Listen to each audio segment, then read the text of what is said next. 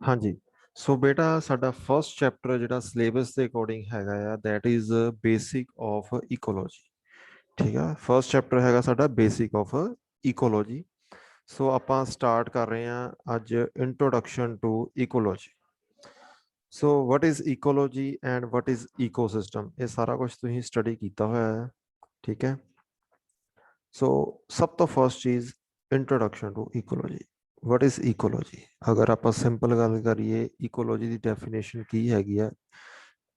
Ecology is the study of how organisms interact with the other living organisms and non-living components. For example, sunlight, soil, water in their surrounding environment, and it's simply defined as the relationship between organisms and the environment. ठीक है। सो simple ਇੱਕ line ਚ ਆਪਾਂ ecology ਨੂੰ define ਕਰਨਾ ਹੋਵੇ then ਕੀ ਹੈਗੀ definition? Ecology is the relationship between organism and their environment. Clear है बेटा definition? Ecology is the relationship between Yes, sir. organisms and their environment. ठीक है जी। ਹੁਣ what is organisms and their environment? ਸੋ ਇਹ ecology word ਲਿਆ ਕਿੱਥੋਂ ਗਿਆ? ਇੱਕ ਜਰਮਨ ਬਾਇਓਲੋਜਿਸਟ ਸੀਗਾ ਹੈਕਲ, ਉਹਨੇ ਇਹਨੂੰ ਡਿਫਾਈਨ ਕੀਤਾ ਸੀਗਾ। ਠੀਕ ਹੈ। ਸੋ ਕੀ ਹੈਗਾ ਵਰਡ ਦਾ ਮੀਨਿੰਗ? ਦਾ word ecology is derived from Greek word oikos meaning house, habitat or place of living and logos meaning to study. ठीक है। so relationship between organisms and their environment is called ecology. ਸੋ ਹੁਣ ਸਾਨੂੰ ਇਸ study ਦੀ ਜ਼ਰੂਰਤ ਕਿਉਂ ਪਈ? ਠੀਕ ਹੈ। ਅਗਰ ਹੁਣ ਆਪਾਂ ਇੱਕ ਸਿੰਪਲ ਪੰਜਾਬੀ ਦੇ ਵਿੱਚ ਸਮਝੀਏ ਕਿ ਇਕੋਲੋਜੀ ਹੈ ਕੀ ਆ, ਕੋਈ ਵੀ ਲਿਵਿੰਗ ਆਰਗੈਨਿਜ਼ਮਸ, ਕੋਈ ਵੀ ਜਿੰਦਾ ਚੀਜ਼, ਜਿਸ ਤਰ੍ਹਾਂ ਜਾਨਵਰ ਹੋ ਗਏ, ਇਨਸਾਨ ਹੋਵੇ, ਕੋਈ ਵੀ ਚੀਜ਼ ਜਿਹੜੀ ਲਿਵਿੰਗ ਦੇ ਵਿੱਚ ਹੈਗੀ ਆ, ਜਿਹੜੀ ਜਿੰਦਾ ਹੈਗੀ ਆ, ਉਹਦੇ ਅਤੇ ਉਹਦੇ ਇਨਵਾਇਰਮੈਂਟ ਦੇ ਵਿੱਚ ਜਿਹੜਾ ਰਿਲੇਸ਼ਨਸ਼ਿਪ ਹੈਗਾ ਆ, ਉਹਨੂੰ ਆਪਾਂ ਕਹਿੰਦੇ ਆ ਇਕੋਲੋਜੀ। ਠੀਕ ਹੈ ਜੀ। ਉਹਦੇ ਤੇ ਉਹਦੇ ਵਿੱਚ ਜਿਹੜਾ ਰਿਲੇਸ਼ਨਸ਼ਿਪ ਆ ਉਹਨੂੰ ਆਪਾਂ ਕਹਿੰਦੇ ਆ ਇਕੋਲੋਜੀ। ਫੋਰ ਐਗਜ਼ਾਮਪਲ, ਜੇ ਆਪਾਂ ਆਪਣੇ ਘਰ ਦੇ ਵਿੱਚ ਹੈਗੇ ਆ, ਠੀਕ ਆ, ਸਾਡੇ ਘਰ ਦਾ ਇਨਵਾਇਰਮੈਂਟ ਕੁਝ ਹੋਰ ਆ, ਉਹ ਸਾਡਾ ਇਕੋਲੋਜੀ ਸਿਸਟਮ ਕੁਝ ਹੋਰ ਆ। ਇਸੇ ਤਰ੍ਹਾਂ ਅਗਰ ਆਪਾਂ ਸਕੂਲ ਦੇ ਵਿੱਚ ਜਾਂਦੇ ਹਾਂ, ਕਾਲਜ ਦੇ ਵਿੱਚ ਜਾਂਦੇ ਹਾਂ, ਉੱਥੇ ਸਾਡਾ ਕੁਝ ਸਿਸਟਮ ਹੋਰ ਹੈਗਾ। ਇਸੇ ਤਰ੍ਹਾਂ ਕੋਈ ਵੀ ਲਿਵਿੰਗ ਚੀਜ਼ ਜਿਹੜੀ ਅਲੱਗ-ਅਲੱਗ ਜਗ੍ਹਾ ਤੇ ਹੈਗੀ ਆ, ਉੱਥੇ ਉਹਦਾ ਜਿਹੜਾ ਸਿਸਟਮ ਹੈਗਾ ਕੁਝ ਅਲੱਗ ਹੋਏਗਾ।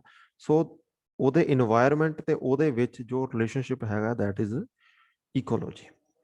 ਠੀਕ ਹੈ ਜੀ। ਕਿਸੇ ਨੂੰ ਕੋਈ ਡਾਊਟ? No, sir. ਠੀਕ ਹੈ ਜੀ।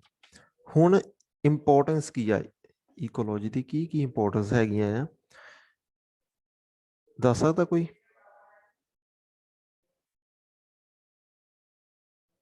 ਹਾਂਜੀ, ਕੋਈ ਬੇਟਾ ਦੱਸ ਸਕਦਾ ਕੀ ਇੰਪੋਰਟੈਂਸ ਹੋ ਗਈਆਂ ਇਕੋਲੋਜੀ ਦੇ? ਇਕੋਲੋਜੀ ਸਟੱਡੀ ਦੀਆਂ ਇੰਪੋਰਟੈਂਸ ਕੀ ਆ ਇਹਦੀਆਂ ਬੇਟਾ? ਇੰਪੋਰਟੈਂਸ ਹੈਗੀਆਂ ਫੋਰ ਐਗਜ਼ਾਮਪਲ ਕੋਈ ਪਰਸਨ ਹੈਗਾ ਆ, ਠੀਕ ਹੈ, ਇੱਕ ਪਰਸਨ ਕਿਸੇ ਏਰੀਆ ਦੇ ਵਿੱਚ ਰਹਿ ਰਿਹਾ ਜਿੱਥੇ ਬਹੁਤ ਜ਼ਿਆਦਾ ਗਰਮੀ ਹੈਗੀ ਆ।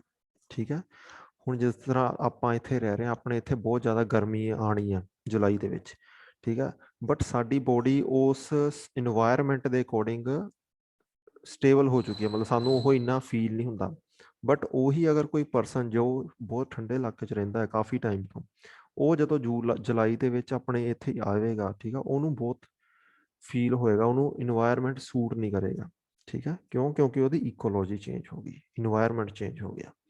ਠੀਕ ਹੈ। ਸੋ ਇਹਨਾਂ ਦਾ ਆਪਸ ਦੇ ਵਿੱਚ ਜਿਹੜਾ ਰਿਲੇਸ਼ਨਸ਼ਿਪ ਹੈ ਇੱਕ ਬਹੁਤ ਜ਼ਿਆਦਾ ਚੀਜ਼ ਜ਼ਰੂਰੀ ਆ। ਫੋਰ ਐਗਜ਼ਾਮਪਲ, ਜਿਸ ਤਰ੍ਹਾਂ ਸ਼ੇਰ ਹੈਗੇ ਆ, ਜਾਨਵਰ ਹੈਗੇ ਜਿਹੜੇ, ਉਹ ਜੰਗਲ ਤੋਂ ਛੱਡ ਕੇ ਅਗਰ ਸ਼ਹਿਰ ਦੇ ਵਿੱਚ ਆ ਜਾਣ, ਠੀਕ ਹੈ, ਤਾਂ ਉਹਨਾਂ ਦਾ ਬਿਲਕੁਲ ਹੀ ਇਕੋਲੋਜੀਕਲ ਸਿਸਟਮ ਚੇਂਜ ਹੋ ਜਾਏਗਾ। ਕਿਉਂ? ਕਿਉਂਕਿ ਉਹਨਾਂ ਦੀ ਇਕੋਲੋਜੀ ਕਿੱਥੇ ਆ? ਫੋਰੈਸਟ ਦੇ ਵਿੱਚ। ਠੀਕ ਹੈ। ਸੋ ਇਹਨਾਂ ਦਾ ਆਪਸ ਦੇ ਵਿੱਚ ਇੱਕ ਲਿਵਿੰਗ ਆਰਗੈਨਿਜ਼ਮ ਦਾ ਉਹਨਾਂ ਦੇ ਇਨਵਾਇਰਮੈਂਟ ਦੇ ਨਾਲ ਰਿਲੇਸ਼ਨਸ਼ਿਪ ਬਹੁਤ ਜ਼ਿਆਦਾ ਮੈਟਰ ਕਰਦਾ ਹੈ। ਠੀਕ ਹੈ। EVS ਦੇ ਵਿੱਚ ਜਦੋਂ ਮੈਂ ਇੱਕ ਵਰਡ ਤੁਹਾਨੂੰ ਦੱਸ ਰਿਹਾ ਆਰਗੈਨਿਜ਼ਮ, ਠੀਕ ਆ, ਉਹਦਾ ਮਤਲਬ ਹੈਗਾ ਕੋਈ ਵੀ ਜਿੰਦਾ ਚੀਜ਼। ਜੇ ਮੈਂ ਕਿਤੇ ਵਰਡ ਬੋਲਾਂਗਾ ਨਾ ਅੱਗੇ ਆਪਣਾ ਜਿੰਨੇ ਵੀ ਸਮੈਸਟਰ ਪਿਆ ਉਹਦੇ ਵਿੱਚ ਮੈਂ ਵਰਡ ਬੋਲਾਂਗਾ ਆਰਗੈਨਿਜ਼ਮ, ਉਹਦਾ ਮੀਨਿੰਗ ਹੈਗਾ ਆ ਕੋਈ ਵੀ ਲਿਵਿੰਗ ਚੀਜ਼ ਜਿਹੜੀ ਜਿੰਦਾ ਚੀਜ਼ ਹੈ, ਚਾਹੇ ਉਹ ਜਾਨਵਰ ਆ, ਕੀੜੇ ਮਕੌੜੇ, ਚਾਹੇ ਆਪਾਂ ਹੈ। ਠੀਕ ਹੈ। ਉਹਨੂੰ ਕਹਿੰਦੇ ਆ ਲਿਵਿੰਗ ਆਰਗੈਨਿਜ਼ਮ। ਕਲੀਅਰ? Yes, sir. ਹਾਂਜੀ। ਹੁਣ ਸਭ ਤੋਂ ਪਹਿਲਾਂ ਹੈਗਾ ਜੀ next topic classification of ecology. ਠੀਕ ਹੈ। ਆਪਾਂ ਕਿਸ ਤਰ੍ਹਾਂ ਈਕੋਲੋਜੀ ਨੂੰ ਡਿਵਾਈਡ ਕਰ ਸਕਦੇ ਹਾਂ ਅਲੱਗ-ਅਲੱਗ ਕੈਟਾਗਰੀਜ਼ ਦੇ ਅਕੋਰਡਿੰਗ, ਕਿਸ ਤਰ੍ਹਾਂ ਕਲਾਸੀਫਾਈ ਕਰ ਸਕਦੇ ਹਾਂ। ਸੋ ਫਰਸਟ ਹੈਗਾ based on study area, autecology and synecology. ਠੀਕ ਹੈ, ਇਹਨਾਂ ਦੇ ਵਿੱਚ ਕੀ ਡਿਫਰੈਂਸ ਹੈਗਾ ਆ, ਇਹ ਆਪਾਂ ਨੈਕਸਟ ਲੈਕਚਰ 'ਚ ਕਰਾਂਗੇ ਕਿਉਂਕਿ ਥੋੜਾ ਲੰਬਾ ਟੌਪਿਕ ਹੈਗਾ। ਬੇਸਡ ਔਨ ਇਨਵਾਇਰਮੈਂਟ ਔਰ ਹੈਬਿਟੇਟ, ਇਨਵਾਇਰਮੈਂਟ ਦੇ ਅਕੋਰਡਿੰਗ ਆਪਾਂ ਈਕੋਲੋਜੀ ਨੂੰ ਕਿਸ ਤਰ੍ਹਾਂ ਡਿਫਾਈਨ ਕਰ ਸਕਦੇ ਹਾਂ। ਸਕਰੀਨ ਕਲੀਅਰ ਆ ਰਹੀ ਹੈ ਨਾ ਬੇਟਾ? यस हाँ सर। जी। ਹਾਂਜੀ, ਅਕੋਰਡਿੰਗ ਟੂ ਕਲਾਸੀਫਾਈ ਕਰਨਾ ਆਪਾਂ ਇਨਵਾਇਰਮੈਂਟ ਦੇ ਅਕੋਰਡਿੰਗ। ਠੀਕ ਹੈ, ਇਹਦੇ ਅਕੋਰਡਿੰਗ ਜਿਹੜੀ ਕਲਾਸੀਫਿਕੇਸ਼ਨ ਬਣਦੀ ਆ, ਫਸਟ ਹੈਗੀ ਆ ਇਕੁਐਟਿਕ ਇਕੋਲੋਜੀ। ਇਕੁਐਟਿਕ ਦਾ ਮਤਲਬ ਹੈ ਜਿੱਥੇ ਪਾਣੀ ਆ ਗਿਆ। ਠੀਕ ਹੈ, ਲਾਈਕ ਓਸ਼ਨ, ਡੀਪ ਸੀ। ਠੀਕ ਹੈ, fresh water ecology, river, stream, spring, lentic, pond, lake.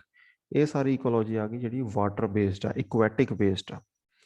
ਠੀਕ ਹੈ ਜੀ, ਇਨਵਾਇਰਮੈਂਟ ਦੇ ਅਕੋਰਡਿੰਗ ਇਹਨਾਂ ਦੀ ਇਕੋਲੋਜੀ ਅਲੱਗ ਹੋਏਗੀ।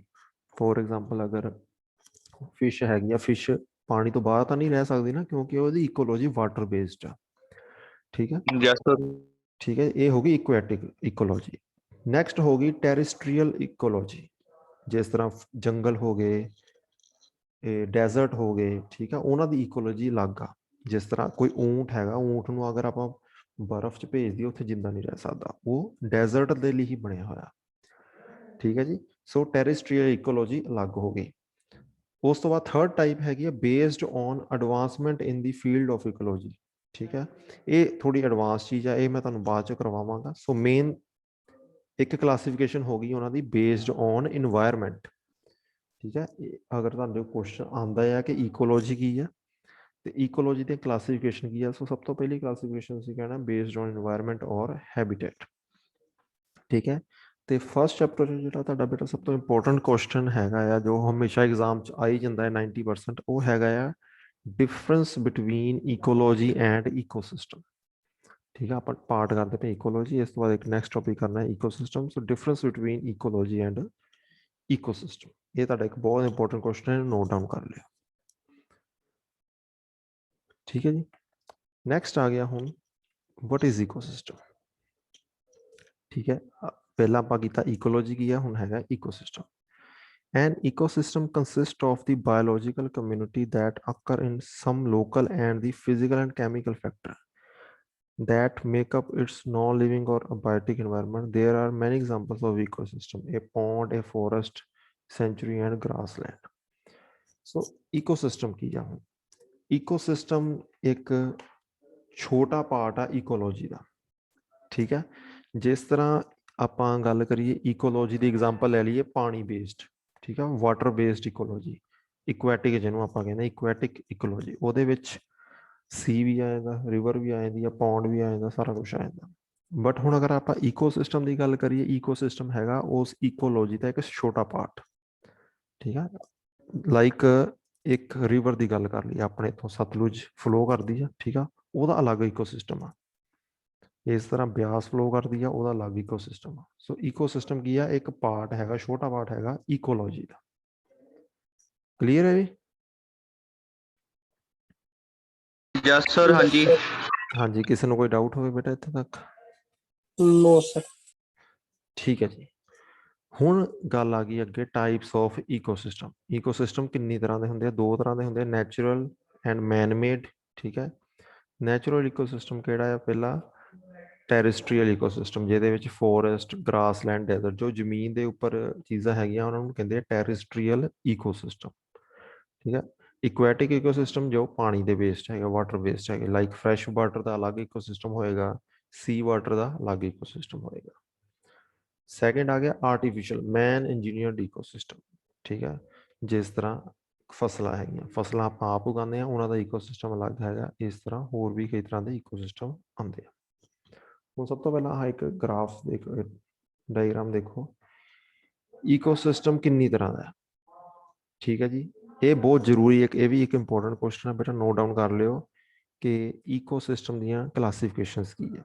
ਸਭ ਤੋਂ ਪਹਿਲਾਂ ਤੁਸੀਂ ਦੇਖੋ ਇਕੋਸਿਸਟਮ ਦੋ ਤਰ੍ਹਾਂ ਦਾ ਹੈ, ਅਬਾਇਓਟਿਕ ਐਂਡ ਬਾਇਓਟਿਕ। ਠੀਕ ਹੈ, ਅਬਾਇਓਟਿਕ ਐਂਡ ਬਾਇਓਟਿਕ। ਬਾਇਓਟਿਕ ਦਾ ਮਤਲਬ ਆ ਜਿਹੜਾ ਹੈਗਾ, ਇਹਦਾ ਮੀਨਿੰਗ ਹੁੰਦਾ ਆ ਜਿਹੜੀ ਚੀਜ਼ ਕੋਈ ਲਿਵਿੰਗ ਆਰਗੈਨਿਜ਼ਮ, ਜਿਹੜੀ ਜਿੰਦਾ ਚੀਜ਼ ਕੋਈ ਹੈਗੇ, ਜਾਨਵਰ, ਇਨਸਾਨ, ਇਹ ਸਾਰੇ ਬਾਇਓਟਿਕ ਕੰਪੋਨੈਂਟਸ ਆ। ਅਬਾਇਓਟਿਕ ਕੰਪੋਨੈਂਟਸ ਕਿਹੜੇ ਆ? ਜਿਨ੍ਹਾਂ ਦੇ ਵਿੱਚ ਕੋਈ ਲਾਈਫ ਨਹੀਂ ਹੈਗੀ, ਉਹ ਹੁੰਦੇ ਆ ਅਬਾਇਓਟਿਕ ਕੰਪੋਨੈਂਟਸ। ਠੀਕ ਹੈ, like rain, light, wind, temperature. ਠੀਕ ਹੈ, ਦੋ ਤਰ੍ਹਾਂ ਦਾ ਈਕੋਸਿਸਟਮ ਹੁੰਦਾ, ਅਬਾਇਓਟਿਕ ਐਂਡ ਬਾਇਓਟਿਕ। ਠੀਕ ਹੈ ਜੀ, ਇਹਨਾਂ ਦੇ ਵਿੱਚ ਜਿਹੜਾ ਡਿਫਰੈਂਸ ਆ ਉਹ ਆਪਾਂ ਕਰਾਂਗੇ ਨੈਕਸਟ ਲੈਕਚਰ ਦੇ ਵਿੱਚ। ਠੀਕ ਹੈ, ਇੱਥੇ ਤੱਕ ਕਿਸੇ ਨੂੰ ਕੋਈ ਡਾਊਟ ਹੋਵੇ? ਅੱਜ ਆਪਾਂ ਸਿੰਪਲ ਦੋ ਡੈਫੀਨੇਸ਼ਨਸ ਦੀ ਮੇਨ ਕੀਤੀਆਂ, ecology the definition and ecosystem the definition. ਬਾਕੀ ਮੈਂ ਤੁਹਾਨੂੰ ਇਹ ਜਿਹੜੀ ਮੈਂ ਤੁਹਾਨੂੰ ਕਰਾ ਰਿਹਾ ਨਾ, PDF ਫਾਈਲ ਦਿਖਾ ਰਿਹਾ, PPT ਦਿਖਾ ਰਿਹਾ, ਇਹ ਤੁਹਾਨੂੰ ਮੈਂ ਗਰੁੱਪ 'ਚ ਸੈਂਡ ਵੀ ਕਰ ਦਾਂਗਾ। ਠੀਕ ਆ, ਮਤਲਬ ਤੁਹਾਡੇ ਨੋਟਸ ਦੇ ਲਈ ਸੈਂਡ ਵੀ ਕਰ ਦਾਂਗਾ। ਤੇ ਫਿਰ ਵੀ ਕਿਸੇ ਨੇ ਕੋਈ ਡਾਊਟ ਹੋਇਆ ਮੈਨੂੰ ਪੁੱਛ ਲੈਣਾ ਆ, ਤੇ ਕਿਸੇ ਨੂੰ ਹੁਣ ਡਾਊਟ ਹੋਈ ਹੈਗਾ ਤਾਂ ਪੁੱਛ ਲਓ। ਆਪਾਂ ਥੋੜਾ ਥੋੜਾ ਹੀ ਕਰਨਾ ਕਿਉਂਕਿ ਸਾਡਾ ਸਿਲੇਬਸ ਜ਼ਿਆਦਾ ਨਹੀਂ ਹੈਗਾ, ਰੋਜ਼ ਥੋੜਾ ਥੋੜਾ ਟੌਪਿਕ ਹੀ ਕਰਿਆ ਕਰਨੇ। ਹਾਂਜੀ, ਕਿਸੇ ਦਾ ਕੋਈ ਡਾਊਟ ਬੇਟਾ? No sir. ਠੀਕ ਹੈ, ਠੀਕ ਹੈ ਬੇਟਾ, ਮੈਂ ਤੁਹਾਨੂੰ ਇਹਦਾ ਸੈਂਡ ਵੀ ਕਰ ਦੂੰਗਾ ਡਾਟਾ ਸਾਰਾ, ਤੇ ਅਟੈਂਡੈਂਸ ਮੈਂ ਨੋਟ ਕਰ ਲਈ ਹੈ। ਤੇ ਤੁਸੀਂ ਹੁਣ ਲੀਵ ਕਰ ਦਿਓ, ਤੇ ਨੈਕਸਟ ਲੈਕਚਰ ਜਿੱਦਣ ਆਪਾਂ ਹੋਏਗਾ, ਤੇ ਕੱਲ ਲੈਕਚਰ ਆ, ਕੱਲ 1 ਵਜੇ ਜੁਆਇਨ ਕਰ ਲੈਣਾ ਦੁਬਾਰਾ। ਚਲੋ ਠੀਕ ਹੈ ਬੇਟਾ, ਲੀਵ ਕਰ ਦਿਓ।